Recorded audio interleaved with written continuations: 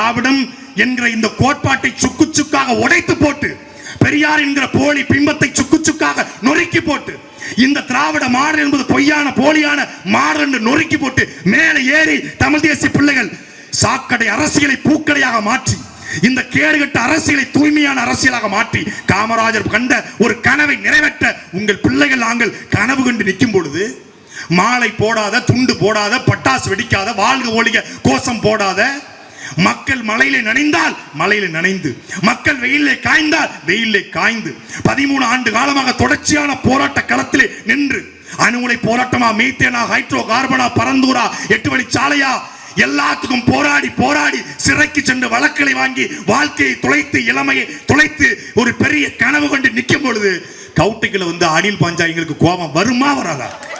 வருமா வராதா? அப்ப என்ன பண்ண வேண்டியிருக்கு? 3 கோடி 30 கோடி மாற்ற வேண்டியிருக்கு. 3 கோடி தடவி கொடுத்து விழுந்துச்சான். நாங்க சூடு போட வேண்டிய தேவை இருக்கு. இப்போ சூட்டு கம்பியில கோடு போட வேண்டிய அவசியம் இருக்கு. கொள்கையும் இல்லாம, கோட்பாடும் இல்லாம, தத்துவம் இல்லாம, சித்தாந்தம் இல்லாம, கொள்கை என்னன்னு கேட்டா கொள்கையே இல்ல, அதான்டா என் கொள்கைன்றான். கொள்கையே இல்லைங்க, அதான் கொள்கை. என்ன பண்ண போறீங்க? 1967 எப்படி ஒரு ஆட்சி மாற்றம் வந்ததோ, 1977 எப்படி ஒரு ஆட்சி மாற்றம் வந்ததோ, அதே போல 2024 ஒரு ஆட்சி மாற்றம் வரும். சரி, 1967 எப்படி ஆட்சி மாற்றம் வந்துச்சு? அது 1967 அசுரபலமும் அதிகாரமும் கொண்டவர்களை, அது வரைக்கும் இருந்தவர்களை அண்ணா வீழ்த்தினார். அப்புறம் 1967 இருந்து 77 வரைக்கும் அசுரபலமும் அதிகாரமும் கொண்டவர்களை எம்ஜிஆர் வீழ்த்தினார். அப்புறம் அதனால 2 பேரையும் தூக்கி பிடிச்சிருக்கோம். 1967 அசுரபலமும் அதிகாரப்படுத்தோடு இருந்தது யாரு? காமராஜர். அந்த காமராஜரை வீழ்த்தினதை பெருமையா சொல்றேன். அப்புறம் ஏன் காமராஜர் கொள்கை தர போட்டிருக்க?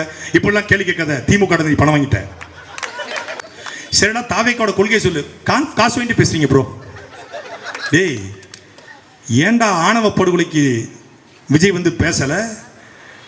அம்பேத்கர் கொள்கை தலைவர் சொல்றாரு, காமராஜர் கொள்கை தலைவருங்கிறாரு, பிறப்புக்கும் எல்லா உயிருக்கும் சொல்றாரு, சமூக நீதிங்கிறாரு, நாம எல்லாரும் ஒண்ணுதான் அப்படிங்கிறாரு.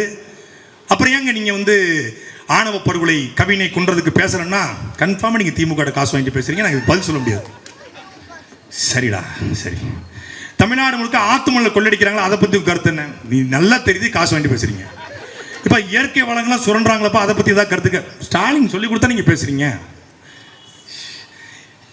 இவங்களை வச்சுக்கிட்டு எதை கேட்டாலும் உங்க அண்ணன் இவரு பாக்கியா எல்லாரும் போயிட்டு ஸ்டாலினை பார்த்தாங்க. பார்த்த பிறகு ரொம்ப பேசுறாங்க. ஒரு வீடியோக்கு 2 lakhs ஒரு பரதேசி போய் சொல்லி விட்டான். டேய், என் ஒருத்தே உனக்கு தெரியலடா. டேய், எங்க ஒருத்தே உங்களுக்கு தெரியல. ஒரு வீடியோக்கு 2 லட்சம். அது யாரு? சபரீசன் கொடுக்குறாரா? சரி, இது வரைக்கும் ஒரு 10 வீடியோ போட்டுருக்கேன், 20 லட்சம் வாங்கி கூட. அப்படியே மாதவரம் தொகுதியில் கூட 2 கூட்டத்தை நாங்கள் போடுவோம். இந்த கூட்டம் முடிஞ்ச பிறகு எவ்வளோ கடன் இருக்குன்னு தெரியல. மற்ற கட்சி மாதிரி கூட்டிட்டு வர்ற பேச்சாளருக்கு 25,000 பணம் கொடுத்து, தங்க விடுதி கொடுத்து, குவார்டர் கொடுத்து, சரக்கு கொடுத்து கொடுக்கிற கூட்டம் இல்ல. இது கொள்கைக்காக கூடியிருக்கிற கூட்டம். நீ நாம் தமிழ் கட்சி கொடுத்துருக்காங்க. எல்லாரும் மரியாதைக்குரிய காவல்துறை வந்து பாருங்க. ஒவ்வொருத்தருடைய உதட்டிலும் நீங்கள் மது அருந்திருக்கிறா என்பதை சோதனை செய்வீங்களா? வச்சு பாருங்க. தமிழ்நாட்டில் மது அருந்தாத ஒரே கூட்டம் அது எங்கள் கூட்டம், நாம் தமிழர் கூட்டம், சீமான் தம்பிகளின் கூட்டம். காசுக்காக நாங்க போனோம்னா என்னைக்கே எங்கேயே போயிருப்போம்டா. டேய், சிறையில் இருக்கும் போது எனக்கு கொடுத்தான். வெளியே வரும்போது சீமான் கட்சி வெளியே வரும்போது சீமான் கூட நிக்க கூடாது. உன்னை வெளியே வரும்போது சீமான் ஆட்கள் வரவேற்க கூடாது. நீங்க மட்டும் 3 சொல்லுங்க, உங்களுக்கு என்ன வேணாலும் பண்றோம். ராஜீவ்காந்தி 250 கோடி சம்பாதிச்சாரு 4 வருஷத்துல. உங்களை ராஜீவ்காந்தி மாதிரி ஆக்கிறோம்னா, வாழ்ந்தாலும் வீழ்ந்தாலும் செத்தாலும் செந்தவரன் சீமானுக்காக சாவேனை ஒழிய எச்சி நக்கி பிழைக்கிற ஈன பிழப்ப ஒருபோதும் பண்ண மாட்டோம். நாங்கள் அரசியலை பார்த்து நாம் நம்ம கட்சிக்கு வரலடா. நாம் தமிழர் கட்சியை பார்த்தோம்டா அரசியலுக்கே வந்தோம். திமுகவை வீழ்த்த வேண்டும் என்கிற வெறி எங்க ரத்தத்துல இருக்கிற வெறி. அப்ப தாவேக்கா அது சும்மா வருத்தம். திமுக மேல இருக்குது கோபம், தாவேக்கா மேல இருக்கிற வருத்தம். என்ன வருத்தம்? இவங்க எல்லாம் அரசியல் பேசுறாங்கன்னு வருத்தம். கொடுமை என்னன்னே தெரியாம நாம கேள்வி கேட்கிறோம். ஏய், போன மாநாட்டில் நீ வந்து 50 தலைவர்னு 5 பேர் படத்தை காட்டின. இந்த மாநாட்டில் அந்த 5 பேரும் லப்ப ஸ்டாம்பா மாறிட்டாங்க. இந்த போன மாநாட்டில் இல்லாத அண்ணாதுரையும் எம்ஜிஆரும் இந்த மாநாட்டில் வந்திருக்காங்க. ஏன் போன மாநாட்டில் வைக்கல அப்படின்னு கேட்டா கன்ஃபார்ம் திமுக காசு வாங்கிட்டீங்க. கன்ஃபார்ம் ப்ரோ, திமுக காசு வாங்கிட்டீங்க ப்ரோ. காசு வேண்டி பேசாங்க ப்ரோ. 10 பேர் கூடிடக்கூடாது. தாவேக்கா, டிவிக்கே, டிவிக்கே, டிவிக்கே. இன்னொரு 10 பேர் கூட்டா தளபதி, தளபதி, தளபதி. எந்த கொள்கையும் இல்லை, எந்த கோட்பாடும் இல்லை. திமுக கூட இல்லாதது இல்ல. ஆனா திராவிடன் ஒரு கோட்பாடை உருவாக்கி வச்சிருக்கான். பிஜேபி ஒரு தேசியம் அப்படின்னு ஒரு கொள்கையை உருவாக்கி வச்சிருக்கான். அது இந்து, இந்தி, இந்தியா அப்படின்னு வச்சிருக்கான்.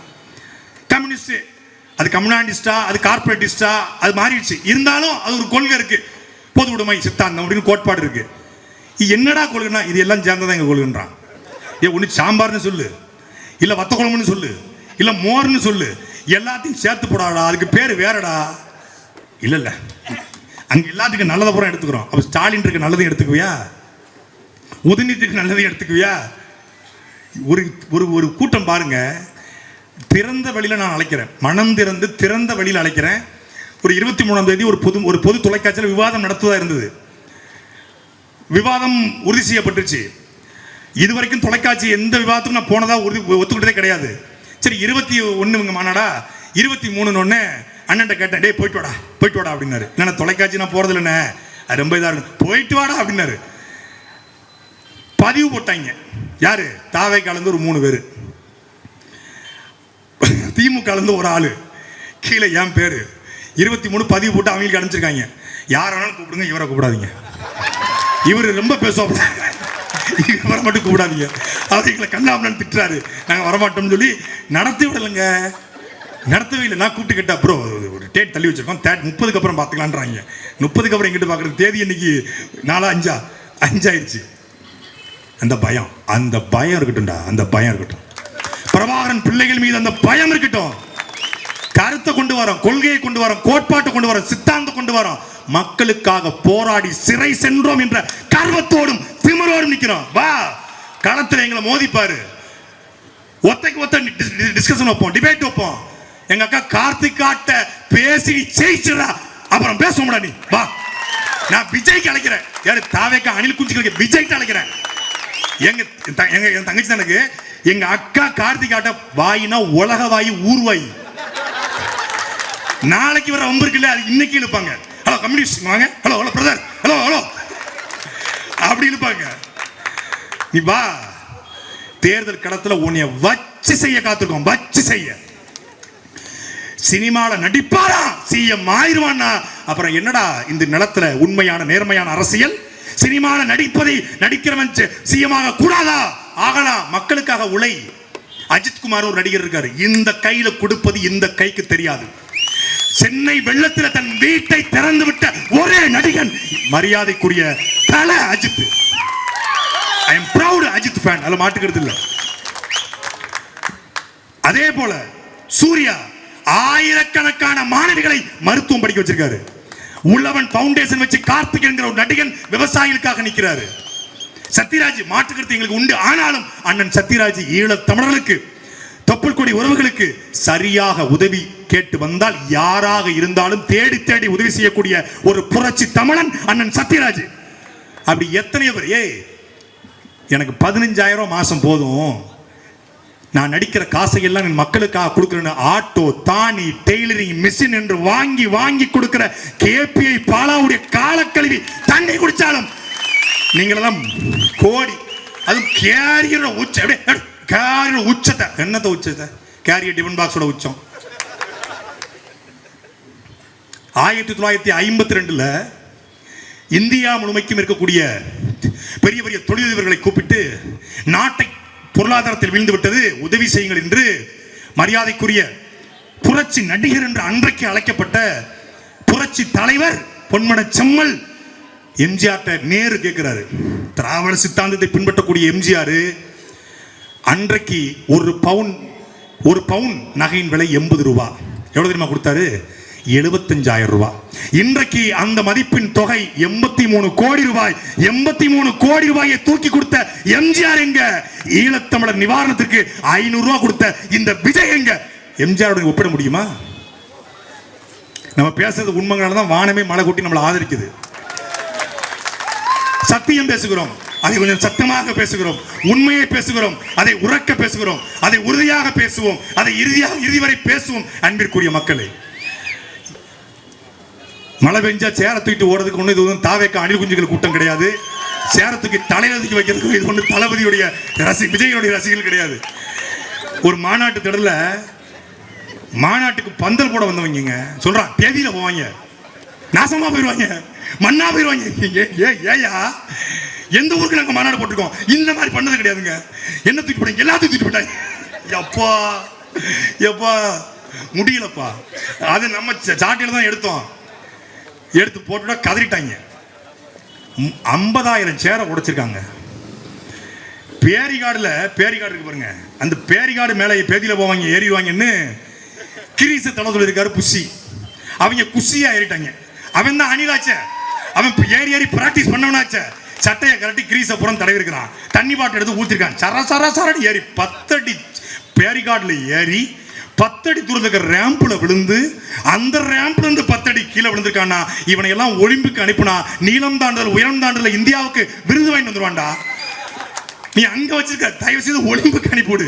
ஏறி எனக்கு அவன் ஏறி விழுந்தது ஏறிட்டான எப்படி ஏறினா 10 அடி இருந்திருக்குமே.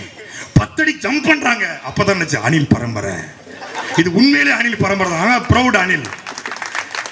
நாங்க இப்பதான் பார்த்தோம், இங்க கூட ஒளிஞ்சிருக்கோம் பனையில அணில். பணப்படத்தை பூரா கடிச்சு வச்சிரும். நம்மளுடைய என்டர்டைன்மெண்ட் பீஸே அவங்க தான். அந்த தேர்தலில் நிறைய கண்டென்ட்டை கொட்டி கொடுப்பாங்க, நம்ம அப்படியே ஸ்லைட்டை தட்டி விட்டு போவோம். போட்டி யாருக்கான போட்டி? ஊழலில் திளைத்திருக்கிற கருணாநிதி பிள்ளைகளுக்கும் அந்த ஊழலை ஒழித்து தமிழ்நாட்டின் நல்லாட்சியை கொடுக்க விரும்புகிற பிரபாகரன் பிள்ளைகளுக்கும் தான் இந்த களத்தில் போட்டி. பாருங்க, போட்டி எங்களுக்கு சும்மா இது டிவிக்கு இது டிஎம்கே சும்மா கத்தலாம். இப்படி கத்துறவர் அங்கிள் கேக்குதா, அங்கிள் மக்களுடைய மொழி கேக்குதா அங்கிள் இப்ப பேசினவர் 2014 தலைவா படம் ரிலீஸ். இங்கிருந்து நேரா கொடநாடு கிளம்பி போய் அப்பனும் மகனும் போய் நின்றுருக்காங்க. ஒரு நாள் முழுக்க அந்த அம்மா பார்க்கல. கொடநாட்டுல இருந்து இறங்கி வர்ற வழியில சாலை ஓரத்துல கார் பக்கத்துல கண்ணாடியை கூட இவ்வளவுதான் திறந்திருக்கு. அப்போ ஆன்டி தலைவா படத்தை ரிலீஸ் பண்ணுங்க ஆன்டின்னு கேட்டா போண்டியிலே குத்தி அனுப்பிச்சிருக்கோம். அது இப்ப அங்கிள்னு சொல்ற, அப்ப ஆன்டின்னு சொல்ல வேண்டியதானே. ஜெயலலிதா இருக்க வரைக்கும் இப்படி. தமிழக முதல்வர் அம்மா ஜெயலலிதா அவர்களுடைய நல்லாட்சி பண்ணிக்கிட்டு இருக்காங்க. தலைவா படத்திற்கு அன்ஐடென்டிஃபைடு மெம்பர்ஸ்னால இஷ்யூ வந்திருக்கு. அவங்க அதையும் சால்வ் பண்ணுவாங்கன்னு நான் நினைக்கிறேன்.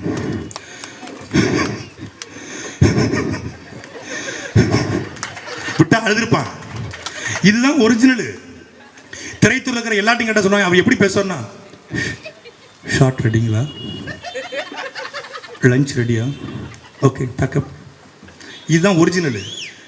எங்க அண்ணனை பார்த்திருக்கீங்களா, மேடையில் எப்படி பேசுவாரோ அப்படித்தான் கீழையும் பேசுவார். பத்திரிகையாளர் சந்திப்பில் எப்படி பேசுவாரோ அப்படித்தான் எங்க இடத்திலும் பேசுவார். கார்ல ஒரு மொழி, வீட்டில் ஒரு மொழி, பத்திரிகையாளர் சந்திப்பில் ஒரு மொழி, மேடையில் ஒரு மொழி கிடையாது. எல்லாம் ஒரே மொழி. எங்கள் தாய்மொழி தமிழ் மொழி, செம்மொழி, பைந்தமிழ் மொழி தான் ஒலிக்கும். இங்க மாதிரி இங்க பம்முறது அம்மா, இப்படி ஒரு ஆட்டோ பிள்ளையா அம்மா. ஆமா, கருணாநிதி உயிரோடு இருக்கும் போது லியோனி ஆராசா ஏவாவேலு கேகேஎஸ் அன்பில் மகேஷ் பொய்யாமொழி கூட செலவைக்க விரும்பல. கருணாநிதி உயிரோடு இருக்கும் போது கனிமொழின்னு ஒரு படங்க, ஜெய் படம். கனிமொழி இந்த படத்தை பத்தி நான் பேசணும்னா கலைஞர் அவர்களுடைய மகள் கனிமொழி ஞாபகம் தான் எனக்கு வருது. அடங்கு புராண சொன்னாக்கா எனக்கு அவங்க ஞாபகம் தான் வருது. அப்பவே அவங்க கனிமொழி, கலாநிதி, தயாநிதி, உதயநிதினு அழகான தமிழ் பேரில் வச்சாங்க.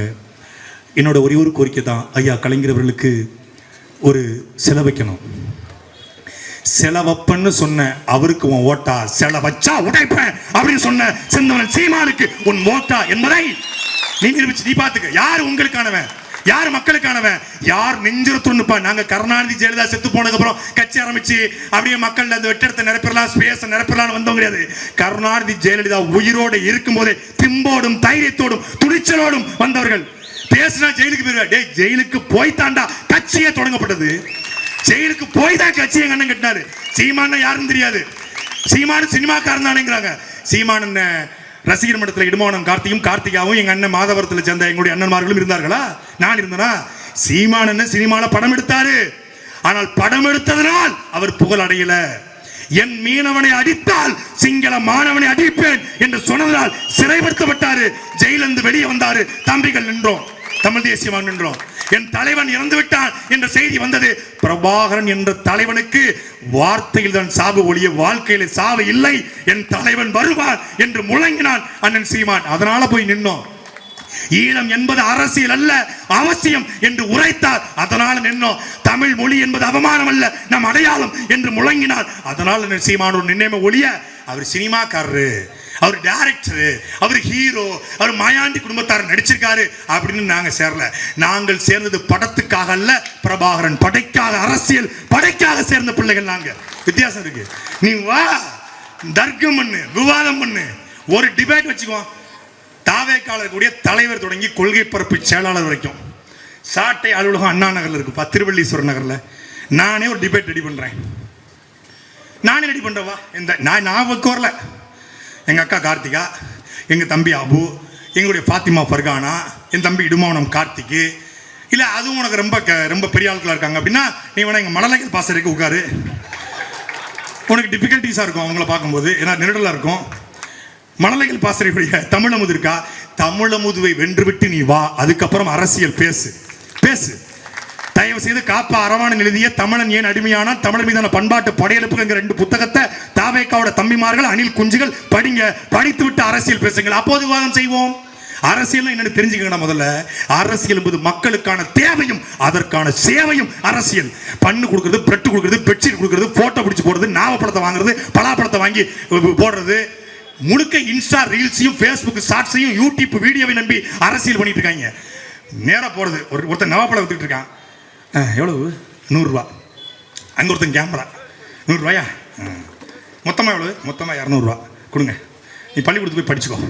உடனே இங்கே கல்வி வள்ளலே வருக வாழ்க. ஏன்டா 200 ரூபா கொடுத்து நவாப்பழத்தை வாங்கினவன் கல்வி வல்லாடா? அவர் காமராஜர் யாரா 14,000 பள்ளிக்கூடம் திறந்தவர்? என்னடா கொடுமையா இருக்கு. எல்லா வயலும் அப்படி இருக்கான், ஒருத்தர் 2 பேர் இல்லை.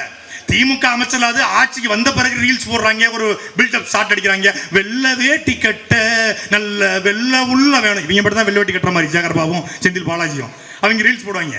இங்க பார்த்தா வரும்போது டாய்லெட் தவிர எல்லாத்தையும் தாவகக்காரன் படம் பிடிக்கிறாங்க, கேமராவோட திடுறான். அதனால இப்ப நீங்க அவசரத்துக்கு நம்ம ஒரு வண்டியில போயிட்டு இருக்கும்போது பாத்ரூம் வந்தோட போக முடியல, ஏன்னா அவன் கேமராவோட நிற்பானே தாவகக்காரன், எல்லாத்தையும் எடுக்கிறான். இப்படி இப்படி இப்படி இப்படி கொடுமையை இதையும் அரசியல் பண்ண வேண்டிய தேவை வந்துருச்சு பாருங்க. இதை இந்த 2026 ஒழிக்கணும். சினிமாவிலிருந்து அரசியலுக்கு வந்த கடைசி ஆளு விஜயாக இருக்க வேண்டும். அது 2026 பிரபாகரன் பிள்ளைகள் நிரூபிப்போம். விஜயகாந்த் வந்தாருன்னா மக்களுக்கு நல்லது செஞ்சார், இயல்புல நல்லவர். அரசியல பிழையானவர், பிழை செஞ்சிட்டாரு, ஆனா இயல்புல நல்ல மனுஷன், தங்கமான மனுஷன். அதனால அவர் எதிர்க்கட்சியா வர முடிஞ்சிச்சு. பேட் ஃபுல்லோ, very very bad fellow bro, very bad bro. We will meet in the 2026 election bro. We will watch changing bro, you bro.